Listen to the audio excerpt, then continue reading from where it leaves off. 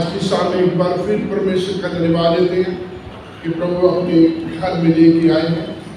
और इन दिनों में हम उन घटनाओं को याद कर रहे हैं जो प्रभु यीशु मसीह के अंतिम दिनों की थी, जो उनके पृथ्वी पर आखिरी सप्ताह था और प्रभु ने कैसे कैसे कहाँ क्या क्या काम किए। जैसे कल हमने देखा था संडे को कि प्रभु यीशु मसीह ने यरूशलेम में प्रवेश किया और कल मंडे को प्रभु यीशु मसीह यरूशलेम में जाकर के हैकल की सफाई करते हैं।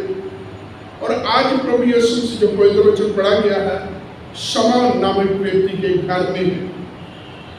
शमौन एक बड़ा कॉमन नाम है और नए नियम में लगभग 10 लोग हैं जिनका नाम शमौन है और इसके अलावा 15 लोग और हैं जिनको हम दूसरी जगहों पर भी शमौन के नाम से जानते हैं। और कई बार जो है ये गॉस्पेल अकाउंट में हमें इन लोगों के बारे में पढ़ने को मिलता है, जैसे लूका ने भी, यूहन्ना ने भी और मत्ती ने भी जो है इन नामों का जिक्र किया है। इनके घरों में अलग अलग समय में प्रभु यीशु मसीह की उपस्थिति बताई है। ऐसे ही एक यहाँ रेफरेंस है शमौन का, जो फॉर्मली लेपर था, उससे कोढ़ की बीमारी थी और प्रभु यीशु मसीह ने उसे चंगाई दी है, उसे शुद्ध किया। इस नो मोर लेपर, अब वो कोढ़ी नहीं रहा बल्कि वो शुद्ध हो गया, पूरी रीति से स्वस्थ है। और धन्यवाद देने के लिए, प्रभु की स्तुति, प्रभु की आराधना करने के लिए या प्रभु को शुक्रगुजारी करने के लिए प्रभु यीशु मसीह को और बहुत सारे लोगों को यहाँ बुलाया गया। इस घर में लगभग इसमें हम देखते हैं जो पैसेज हमने पढ़ा है 4 प्रकार के लोग हैं। पहला हिस्सा 1 और 2 वचन जो है प्रभु यीशु मसीह के विरोधी हैं या प्रभु यीशु मसीह के एनिमीज हैं। और उसके बीच में फिर हम देखते हैं प्रभु यीशु मसीह के फ्रेंड सर्कल में है, जिसमें शमौन का परिवार है। फिर प्रभु यीशु मसीह की आराधना करने वाले लोग हैं और फिर वो लोग जो प्रभु यीशु मसीह के अनुयायी हैं, उसके फॉलोअर्स हैं। और इन सब के बीच में एक मुख्य पात्र है, या इसको ये कहें कि अगर ये कोई प्ले है या ड्रामा है तो मुख्य पात्र जो है, सबसे बड़ा एक्टर जो है वो प्रभु यीशु मसीह। सबका अपना अपना एक रोल है, अपनी अपनी एक उनकी बात है, लेकिन मुख्य चीज जो है वो है प्रभु यीशु मसीह। और इन तमाम चीजों के करने करवाने वाले डायरेक्टर जो है वो है परमेश्वर। और ये सारा प्रबंध, सारी चीजें परमेश्वर की ओर से हो रही है। जैसे हम भविष्यवाणियों को पढ़ते हैं तो परमेश्वर ने पहले से ही जो है प्रभु यीशु मसीह की इस दुख भोगने का, प्रभु यीशु मसीह के यहाँ तक के पैदा होने से लेकर के मुर्दों में से जीवित होकर के आगे तमाम चीजों के बारे में पहले से ही यशायाह ने 750 साल पहले प्रभु यीशु मसीह के बारे में भविष्यवाणी की। जकरिया प्रभु यीशु मसीह के 500 साल पहले भविष्यवाणी करते हैं और सिय्योन की बेटी को मुबारकबाद देते हैं कि तेरा बादशाह आ रहा है जो लादू पर सवार है, जो ये कहेंगे जो है गद्दी के ऊपर सवार है। और खुशी आनंद मग्न होने की बातें कही जा रही है। और वो चीज उसी दिन उसी समय जो है पूरी हो रही है। यहाँ भी आप देखेंगे तो एक साइड में वो तमाम धार्मिक अगुवे जो 1 और 2 वचन में पढ़ते हैं, यहाँ कैफा के घर में मीटिंग हो रही है और उनका एक ही रेजोल्यूशन है, एक ही उनका मता है, एक ही प्रस्ताव है, एक मन होकर के, जिसे बोलते हैं यूनानिमसली उन्होंने डिसाइड किया है कि किसी भी तरह से यीशु मसीह को मारना, नाश करना। और उस का याजक होने के नाते जो काइफा है वो याजक है उस साल का, और वो कहता कि सारी जाति को बचाने के लिए यीशु मसीह का बलिदान, यीशु मसीह का मारना बहुत जरूरी है। और हम देखते हैं कि वो प्रभु यीशु मसीह को मारना चाहते हैं। पहली बात तो टोटल अगर इस सारे जो भी हो रहा है, जो भी होगा, वो सारा का सारा जो परमेश्वर की योजना में, परमेश्वर के इंतजाम में है। और दूसरी चीज, प्रभु यीशु मसीह की बड़ी विचित्र सी बात है कि प्रभु यीशु मसीह के ये विरोधी, प्रभु यीशु मसीह के जो ये मारने वाले हैं, प्रभु यीशु मसीह को मारना तो चाहते हैं लेकिन उससे बचना भी चाहते हैं, है ना। वो डर रहे हैं लोगों से, उस तमाम एक बड़ी भीड़ से जो प्रभु यीशु मसीह के साथ है। पहला और दूसरा वचन पढ़ेंगे तो उनकी एक मीटिंग होती है, एक योजना बन जाती है कि प्रभु यीशु मसीह को मारना है, पूरी जाति के लिए उसका बलिदान होना बहुत जरूरी है। और क्या कहते हैं, परंतु पर्व के दिन और अख़मीरी रोटी के दिन नहीं, कहीं ऐसा ना हो कि लोगों के बीच में बलवान हो जाए। वो नहीं चाहते हैं, उनकी एक योजना है कि पर्व के दिन अख़मीरी रोटी जाए, इस जो फसह के पर्व में प्रभु यीशु मसीह को नहीं मारना, क्योंकि बहुत सारे लोग जो है लाखों में जॉन आर्थर एक बहुत बड़े प्रभु के सेवक हुए हैं, अभी भी हैं, उनकी कमेंट्री में लेके 3 मिलियन लोग जो है उस समय जब फसह का पर्व सेलिब्रेट किया गया, 3 मिलियन लोग वहाँ इकट्ठे थे। और इतनी 3 मिलियन मेरे ख्याल 30 लाख, इतनी बड़ी एक जनसमूह वहाँ था और उनसे वो लोग डरते भी थे। सारे के सारे प्रभु यीशु मसीह के साथ है, वो सना के नारे लगा रहे हैं, प्रभु यीशु मसीह के बड़े बड़े कामों का वो जो वर्णन कर रहे हैं, परमेश्वर की महिमा कर रहे हैं उन कामों के द्वारा। और वो ये कहते हैं जब लाजर को जीवित किया जाता है कि देखो हम कर क्या रहे हैं, या ये कह रहे कि हमसे हो क्या रहा, जब हम कुछ कर नहीं पा रहे, वो व्यक्ति एक के बाद एक मौजूद किए जा रहा है और हम उसको रोक ही नहीं पा रहे। और इस बड़ी भारी जनसमूह की वजह से वो खुले में कुछ नहीं करते। उन्होंने एक ऐलान किया कि जो कोई यीशु मसीह को पकड़वाएगा या जो कोई यीशु को पकड़वाएगा उसको इनाम दिया जाएगा। अब यहाँ हम उस व्यक्ति को भी इस जगह पर देखेंगे कि वो भी तैयारी कर रहा है प्रभु यीशु मसीह को पकड़वाने के लिए। तो ये लोग प्रभु को मारना चाहते हैं लेकिन फसह के पर्व के तान पर जो परमेश्वर है वो यही चाहता है कि प्रभु यीशु मसीह उस समय बलिदान किए, उस समय अपनी बलिदान दे जब तमाम जितने भी मेमनों का जो वध किया जाएगा, जिस समय उस समय 3 बजे का समय होगा और उस समय जब सारे मेमने जो है वध किए जाएंगे कुर्बानी के लिए, बलिदान के लिए, उस समय ये महान बलिदान प्रभु यीशु मसीह के रूप में दिया जाएगा। लेकिन ये लोग मारना तो चाहते लेकिन उस दिन नहीं। अब देखिए कैसी सिचुएशन है इनके सामने, मारना तो चाहते लेकिन अभी नहीं, लेकिन परमेश्वर ने जो इंतजाम किया था परमेश्वर ने वो बना दिया।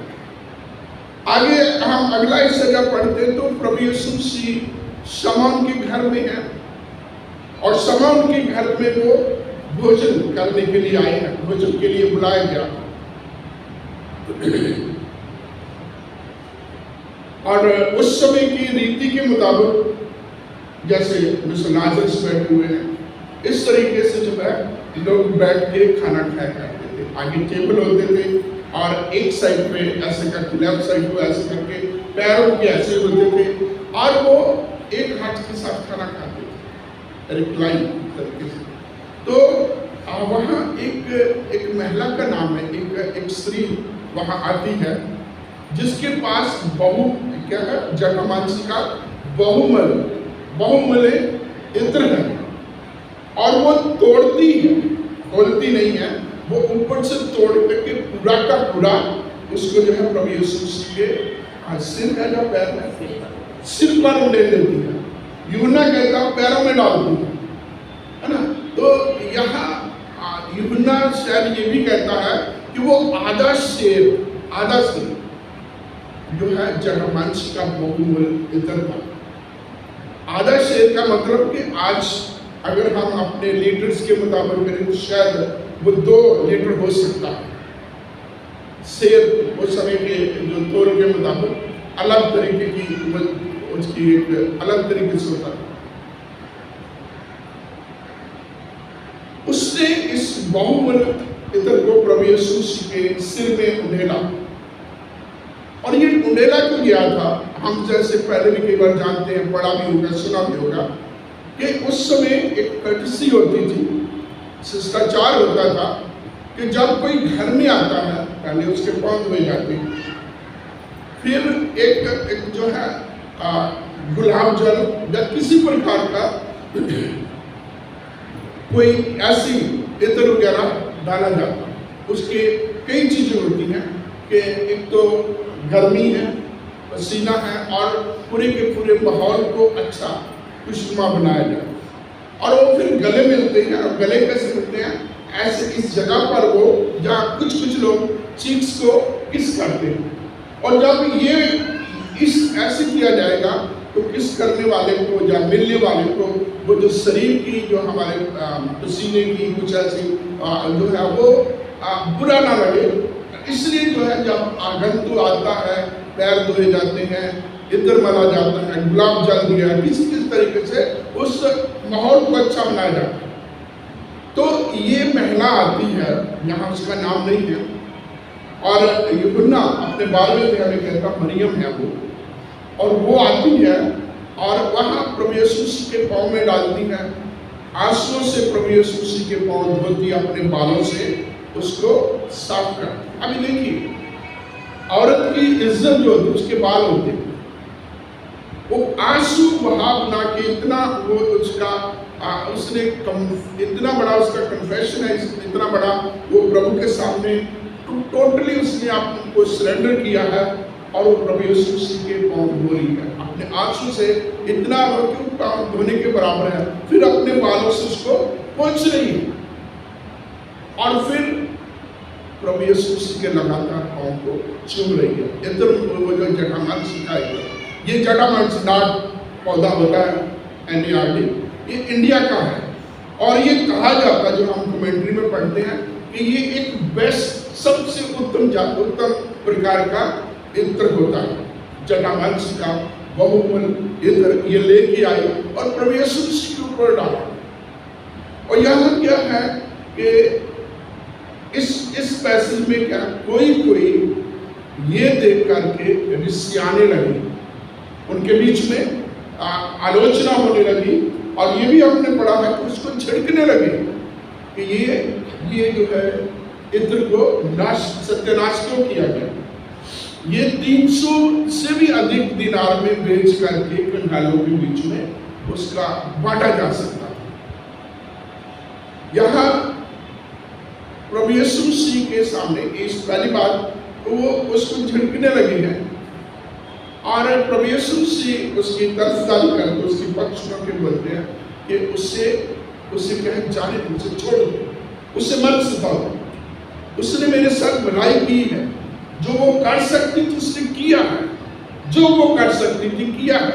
यूहन्ना की गोस्पेल अकाउंट में वो ये कहते हैं कि शमौन को कि मैं तेरे घर में आया, तूने मेरे पाँव नहीं धोए, मैं तेरे घर में आया, तूने मुझे किस नहीं किया, मैं तेरे घर में आया, तूने मुझे इत्र नहीं लगाया, मैं तेरे घर में आया, तूने वो तमाम औपचारिकताएं, वो जो एक शिष्टाचार के नाते किसी मेहमान की जाती है, तूने कुछ नहीं किया, परंतु जब से ये आई है, इसने मेरे पाँव को नहीं छोड़ा, अपने आंसुओं से धोया है, अपने बालों से साफ किया है, और तब से मेरे पाँव को चूमना इसने बंद नहीं किया।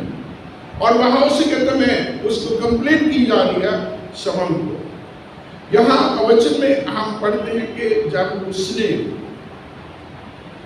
उसको जो है डांटा जा रहा था, और प्रभु यीशु ने कहा पहली बार जो कुछ वो कर सके उसने किया, और फिर कहते उसने मेरे साथ भलाई की है, और फिर कहते उसने मेरे गाड़े जाने की पहले से तैयारी में मेरे जो है देह पर इत्र मारा।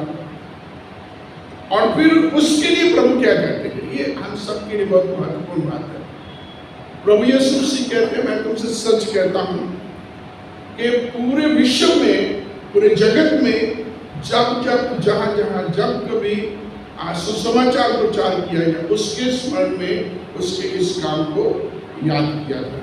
ये बहुत बड़ी बात है। रोमी की करंथियों की पत्री, उसके पहली पत्री के 57 और उसका हम करंथियों की पहली पत्री 15वें अध्याय के 57 और 58 वर्ष में हम पढ़ते हैं कि प्रभु में तुम्हारा परिश्रम व्यर्थ नहीं, your labour is not when in the Lord. और वो चीज यहाँ हम देखते हैं कि इसने ये काम किया, और जो कोई भी प्रभु के लिए कुछ करता है, प्रभु उसका प्रतिफल उसको देता है। इससे पहले ऐसा ही शब्द प्रभु यीशु मसीह ने एक कुछ छोटे बड़े लड़के को कहा था, जिसके पास 5 रोटी और 2 मछली थी। इंद्रियास से प्रभु यीशु मसीह के पास लेके आते हैं, और वचन में लिखा है कि उस दो मछली और 5 रोटी से प्रभु ने एक बहुत अच्छी खासी भीड़ को तृप्त किया, और कुछ बचा भी। और वहां भी प्रभु यीशु मसीह उस बच्चे के लिए कहते हैं, जब जब सुसमाचार प्रचार किया जाए तो उसके स्मरण में इसको भी जो है इसके काम को याद किया जाए। बहुत बार हम लोग क्या करते हैं, प्रभु के लिए, चर्च के लिए जब हम करते हैं, हमें क्या मिलेगा, हमें क्या फायदा? हम फायदा नफा नुकसान की बातें सोचते हैं, लेकिन प्रियो ये बात सच है। मैं अपने व्यक्तिगत तजुर्बे से कहता हूँ कि जब हम प्रभु के लिए कुछ भी करते हैं, कुछ भी करते हैं, कुछ भी छोटे से छोटा, बड़े से बड़ा कुछ भी काम करते हैं, प्रभु देखता है, प्रभु जानता है, और प्रभु उसका प्रतिफल देता है। 1984 की बात है।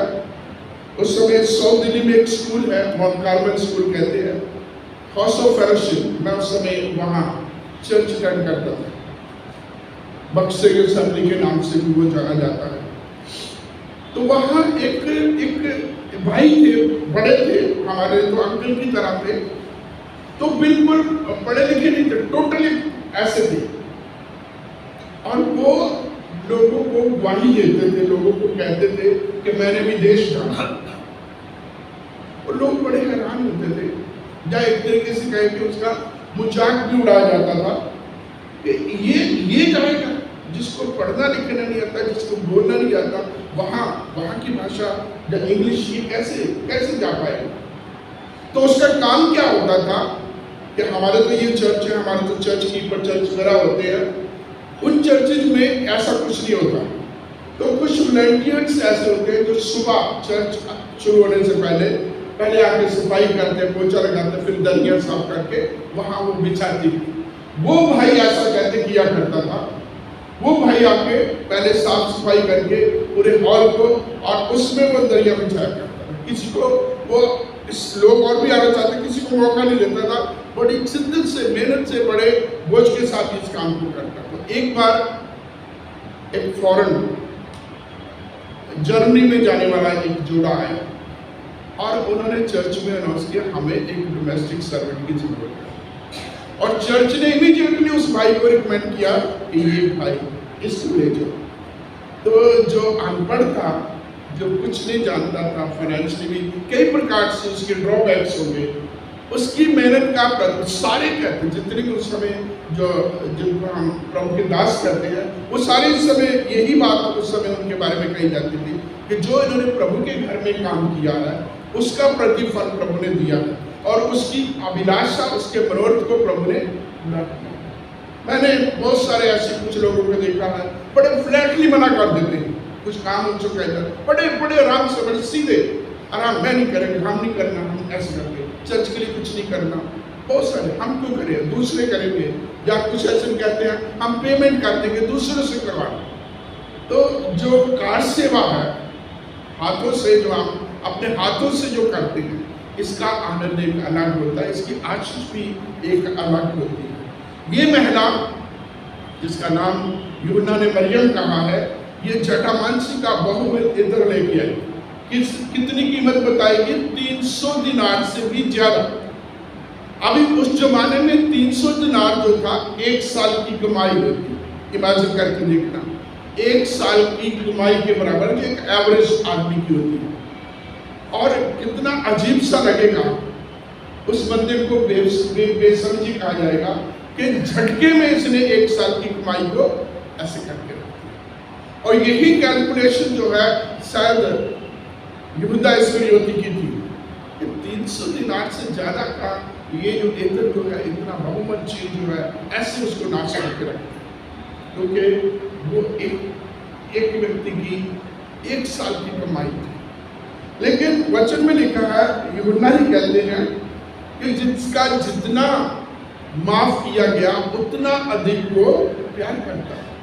वहां शमौन से पूछा जाता है कि दो व्यक्ति थे, एक जो कह लीजिए 500 का देनदार था और एक 5000 का देनदार, दोनों को माफ कर दिया गया, सबसे अधिक प्यार कौन करेगा? आभार व्यक्त कौन करेगा? और जवाब में क्या? वो जिसका सबसे ज्यादा। तो प्रभु यीशु मसीह भी यही कहते हैं कि इस महिला का बहुत सारा पाप था जो परमेश्वर ने माफ किया, इसलिए ये अधिक प्यार। अभी ये जिसको बोलते हैं कि इसका जो प्रभु के प्रति समर्पण है, प्रभु के प्रति इसका प्यार है, इसकी कोई सीमा नहीं। बड़े उसने लैविशली जिसे बोलते हैं ना, बड़े लैविशली उसने जो है ये जो प्रभु के प्रति ये काम किया। इतनी बड़ी कीमत सोच सकते हैं, एफडी कराई जा सकती है, कई चीजें हम सोच सकते हैं इसको गिरा के आने वाले समय में बच्चों की स्टडी, हमारा बुढ़ापा, वो ये हमारी प्रॉपर्टी खरीदी जा, कई चीजें खरीदी जा सकती। लेकिन उसने एक झटके में आई और तोड़ा ऊपर से बॉर्डर को और प्रभु के सिर में या प्रभु के पांव में वो डाल। 2 चीजें हैं कि ये महिला है जिसका नाम मरियम भी कहा गया है, ये भी प्रभु के प्रति बहुत बड़ा अब इसके क्या दिल में बहुत बड़ा बोझ था, प्रभु के प्रति बहुत आदर सम्मान था। पहली चीज उसके व्यक्तिगत जिंदगी में परमेश्वर ने काम किया। वचन में लिखा है एक जगह कि इसमें 7 भयंकर दुष्ट आत्मा थी। फिर एक जगह पर यह भी लिखा कि इसका जो है चाल चलन अच्छा नहीं था। और फिर ये भी कहा गया है, ये हम जानते हैं कि इसके भाई को प्रभु ने जिंदा किया था। और यहाँ ये शायद रिश्तेदार हैं या जानकार हैं, एक मंडली के लोग हैं, शमौन का घर है और इसने बहुमूल्य एतम डाला प्रभु की। और दूसरा ये जॉन आर्थर कहते हैं कि मैं ऐसे इस प्रकार से इमेजिन करता हूँ कि इसको विश्वास हो ना हो कि उसको पूरा कंफर्म था कि प्रभु यीशु मसीह मारे जाने वाले और वो जी भी उठेंगे, इसलिए उसने पहले से ही तैयारी की और प्रभु यीशु मसीह के वो तमाम चीजें जो उसके शरीर पर, मृत शरीर पर लगा दिया, उसने उसकी तैयारी से पहले ही ये कर दिया। उसको ये विश्वास था कि प्रभु यीशु मसीह, क्योंकि उसने अपने परिवार में, अपने घर में इतने बड़े आश्चर्य कर्म को देखा, जब उसके भाई को जो हो नहीं सकता था इतना बड़ा काम, जो 4 दिन का मुर्दा था भाई, उसको जब जिंदा किया, तो उसको ये विश्वास है कि प्रभु यीशु मसीह की बातों के ऊपर उसने बड़ा ध्यान किया होगा। अभी देखिए लूका के इंजील में इस बहन की, इस महिला के बारे में क्या कहा जाता? मरियम, मार्था, 2 बहनें, और जब खाना बनाते मरियम थक जाती है तो वहां प्रभु यीशु मसीह इसको कहते हैं, ये प्रभु यीशु मसीह के पवित्र वचनों को सुनती है, एक एक बात में ये बह जाती होगी, एक एक बात को बड़े जो है दिल से, बड़े बोझ के, बड़ी समझ के, बड़ी लगन के साथ सुनती होगी, हर चीज के ऊपर इसका ध्यान होगा। और प्रभु यीशु मसीह जो कुछ भी कहते हैं उसको बड़े समझ के साथ, जिसे बोलते हैं तन मन से उसको सुनती होगी। और इसने जब ये प्रभु यीशु मसीह के द्वारा ये सुना कि मैं यरूशलेम में जाऊंगा, वहाँ धार्मिक अगुओं के द्वारा पकड़वाया जाऊंगा, सलीब पर चढ़ा दिया जाऊंगा, इसके ऊपर उसका विश्वास था कि जो प्रभु यीशु मसीह ने कहा वो सच होगा। और अब इसके लिए ये वक्त था कि ये व्यक्ति हो सकता ये कह रही हो। अभी देखिए हमारी जिंदगी में ऐसा व्यक्ति होता है जिसने हमारे लिए एक अनएक्सपेक्टेड काम किया होता है, जिसने हमारी बहुत बड़ी मदद की होती है। तो हम सोचते हैं मैं क्या करूं इसके लिए, मैं क्या कर सकता हूँ इसके लिए। मानो जिसने हमारी बहुत बड़ी गृह स्थिति में, तंगी में, साकेती में जिसने आर्थिक तौर पर हमें मदद की होगी, तो हम एक समय ये सोचते प्रभु मुझे मौका दे, जो इसने मेरी हेल्प की है मैं भी इसका जो है प्रतिफल इसको दे, मैं भी इसका क्या बोलते हैं इस उद्धार को या इस कर्ज को मैं भी उतारना चाहता हूँ। इसकी भावना इस प्रकार से होगी, इस प्रकार से ये भी सोच रही होगी कि हे परमेश्वर, जो इसने मेरे परिवार में, मेरे जीवन में जो काम किया है, मैं इसके लिए कुछ करना चाहती हूँ, मुझे मौका मिलना चाहिए। और इस समर्पण के साथ, इस डेडिकेशन के साथ ये उस घर में आई, पहले से तैयारी करके उस बड़ी बोतल को जो आधा शेर से के लगभग है, या एक बहुत कीमती चीज को ला करके उसकी उसने कोई कीमत नहीं समझी, उस प्यार के सामने, उस बड़े आशीष के सामने जो प्रभु ने उसको और उसके परिवार को। इसलिए प्रभु ने कहा वो जो कर सकती थी उसने किया। उसने मेरे साथ भलाई की है, उसने मेरे मारे जाने, गाड़े जाने की पहले से तैयारी में ये सब कुछ मुझे अनायत किया। और फिर आगे आगे जब हम पढ़ते प्रभु यीशु मसीह कहते हैं कि मैं तुमसे सच कहता हूँ कि पूरे जगत में जब प्रभु यीशु समाचार प्रचार किया जाएगा, इसके काम को, इसकी याद में, इसके स्मरण में उसको भी याद किया जाएगा, उसकी भी चर्चा की जाएगी। अगला हम ग्रुप देखते हैं और वो है यहूदा इस्करियोती। ये वचन पढ़ेंगे हम 10 वचन। तब यहूदा इस्करियोती जो 12 में से एक था, प्रधान याजकों के पास गया कि उसे उनके हाथ पकड़वा दे। वे ये सुनकर आनंदित हुए और उसको रुपये देकर स्वीकार किया, और वह अवसर ढूंढने लगा किसे किस प्रकार पकड़वाते थे। अभी प्रभु यीशु मसीह के 12 मुख्य चेले जो थे, जो एक टीम तैयार हो चुकी थी प्रभु यीशु मसीह के 12 चेलों की, और 12 चेलों में से यहूदा इस्करियोती एक अकेला है जो यरूशलेम के दक्षिण हिस्से में रहता है। बाकी सारे के सारे यरूशलेम के उत्तर हिस्से में रहते हैं, जिसको गलील कहा जाता है। और ये जो है नाम है कारियोस जगह का, उस इलाके का जहाँ का था। और ये अकेला व्यक्ति है जो नॉन गैलीलियन है, जो गलील का नहीं। और यही जो डॉक्टर जॉन आर्थर के कहते हैं, तो वो इसलिए प्रभु यीशु मसीह के पीछे नहीं आया था, इसलिए इस चेलों की टीम में इसलिए शामिल नहीं हुआ था कि वो इन लोगों की तरह कुछ त्याग करना, कुछ सेवा करनी, कुछ इस तरीके का उसका जो है प्रभु यीशु मसीह के साथ ऐसा इन्काउंटर हुआ था। उसने प्रभु यीशु मसीह को देखा, वो काफी बाद में शायद आया होगा, तो उसने जब प्रभु यीशु मसीह के मौजों को देखा, तमाम चीजों देखा, उस उम्मीद जो पूरी की पूरी कौम उसमें लगाई हुई थी, वो एक राजा का चीजें इसमें जो है उम्मीद करके प्रभु यीशु मसीह के पास आया। और जब इन 3 साल उसके साथ गुजारने के बाद जिस प्रकार का मसीहा वो चाहता था, वो प्रभु यीशु मसीह कर नहीं रहे थे। प्रभु यीशु मसीह उस प्रकार से वो कर नहीं रहे थे, तो ये बंदा तंग आ गया, ये परेशान हो गया होगा।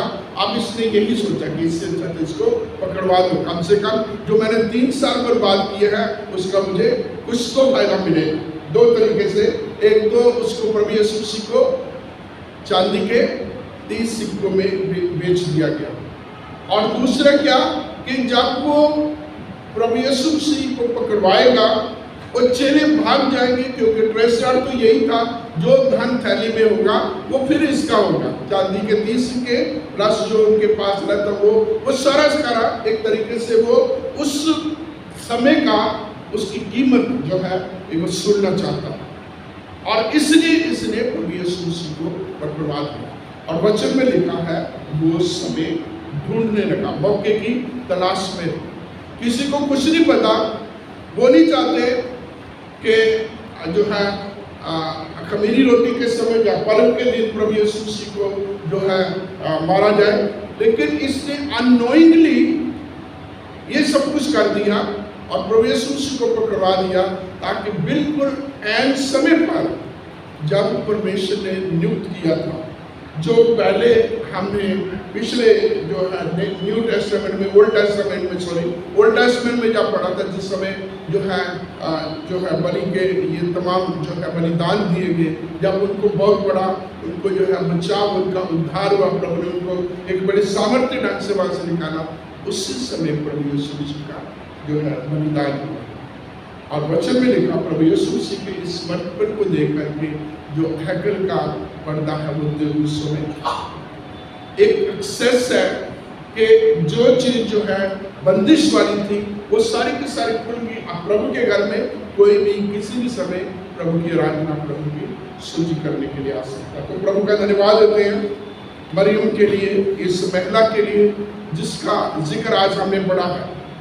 वो पूरी डेडिकेशन के साथ, पूरे समर्पण के साथ, एक सच्ची आराधक की तरह, जैसे एक सामने स्त्री को प्रभु यीशु मसीह कहता है, ये उस तरीके का एक करैक्टर है कि रूह और सच्चाई से प्रभु के पीछे चली हुई और अपना तमाम जो कुछ भी उसके पास बेस्ट था, ये प्रभु के लिए कुछ करना चाहती, तो प्रभु के लिए किया। और प्रभु ने इसे आशीष के तौर पर कहा कि जब कभी सुसमाचार प्रचार के जगत में, जब तक जगत रहेगा उसका सुसमाचार किया जाएगा, इसको इसके काम के लिए याद किया।